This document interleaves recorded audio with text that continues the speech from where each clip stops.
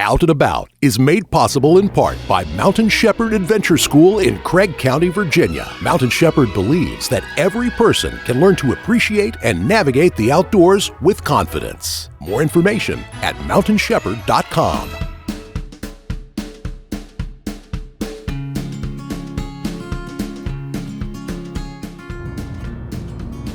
Hello and welcome again to another edition of Out and About. I'm Tom Landon, and today we are going to hike Old Rag in Shenandoah National Park.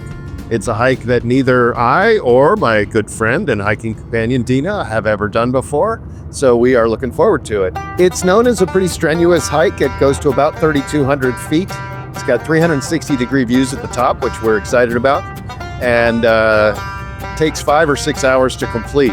A couple things you need to know about going to any hike in Shenandoah National Park is that you can't do it without paying the park entry fee, which is currently $30 for a vehicle. And you also have to pay for a $2 hiking reservation to do Old Rag because it can get pretty crowded. Thankfully, we're going on a Monday and we're not expecting giant crowds, but it is a little bit longer drive to get there than we normally do, and it is a little bit longer hike than we normally do, but both of us are excited to try it. So we'll see you at the trailhead.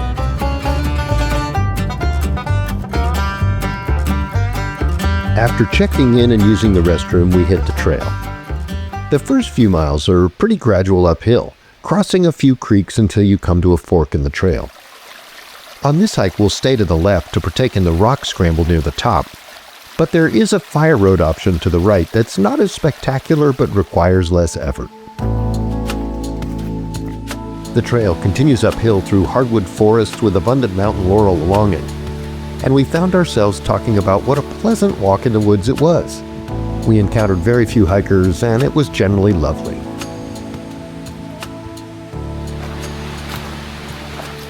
We'd soon experience a dramatic change in conditions. So at about 2 3/4 miles, changes quite a bit. Tells me we must be getting closer to some kind of summit. So we've decided to stop and take a little break for lunch. We're at a little above 2,600 feet, so we've got a little more than 600 feet to go in elevation. We think this might be the place at about 3 miles that is kind of a false peak, so you might think you're at the top, but you're not quite there yet. But we've gotten to the portion where we're going to have to start scrambling on the rocks a little bit more.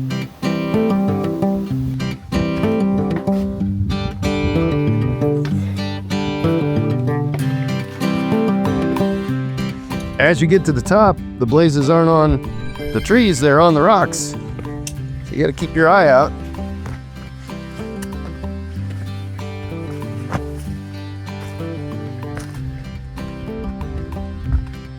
Follow them up the map. The rock scramble doesn't really require any technical climbing skills, but we did have to squeeze through some cracks and use our arms to pull ourselves up in several places. Dina scraped her knees in a few spots, and I tore a hole in the knee of my pants. Here we go, a little normalcy here.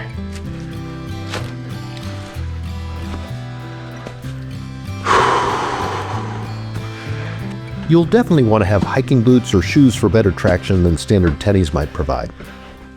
There were a few spots where we had to remove our backpacks in order to fit through rocks. No, I don't like the sound.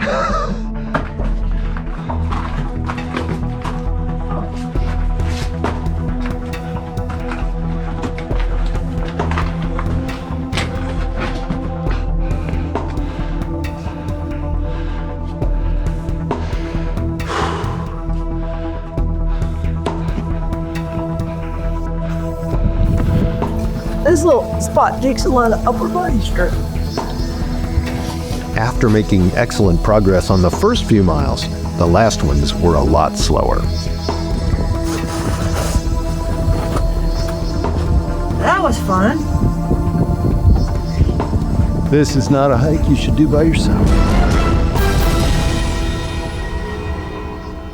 Eventually, we emerged out of the scramble, and the last few hundred feet of elevation change was more of a walk than a climb.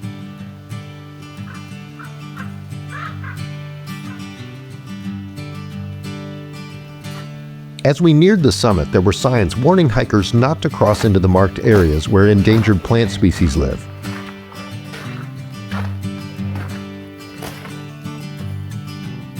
As we approached the top, the wind picked up and we finally emerged at the peak.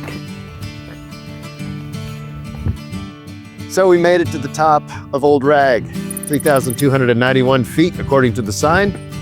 It's a fantastic payoff, but that was a hard hike, and we're thankful that the hike down is, at least a big part of it's on a fire road, so that should be a little more gentle, even though it's more distance. We've still got a little over 5 miles to go until we get back to the parking lot. That took us probably right about 3.5 hours to get here, and hopefully the trip down will be a little quicker. If you do this hike, make sure to plan for plenty of time at the top, which is unlike any mountaintop I've ever experienced. Recent rains had created pools of water, and it's hard not to marvel at the tenacity of the plants that live here on the crest of the Blue Ridge Mountains.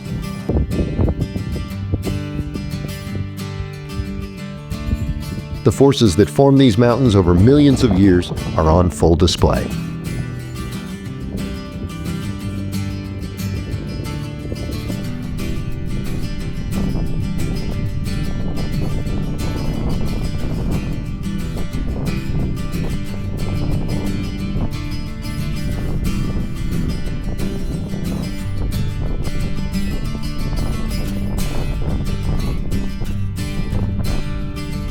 Finally, sensing the time, we headed back down the ridge trail, avoiding returning through the boulders we encountered on the climb up. It's a bit of a steep walk back down though, so my thighs were definitely aware of what I was putting them through.